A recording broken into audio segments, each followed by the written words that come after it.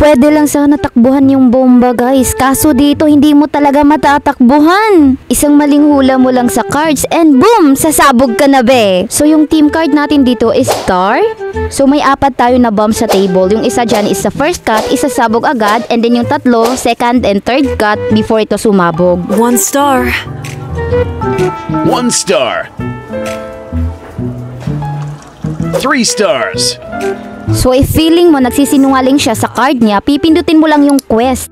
Question. So dahil mali yung hula natin, alam niyo na anong mangyayari.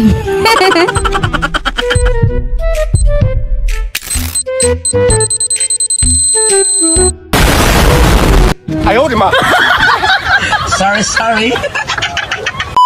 So ako pala yung unang sasabog. Anyway, sa mga gusto maglaro ng Liar's Party, download WePlay on App Store and Google Play.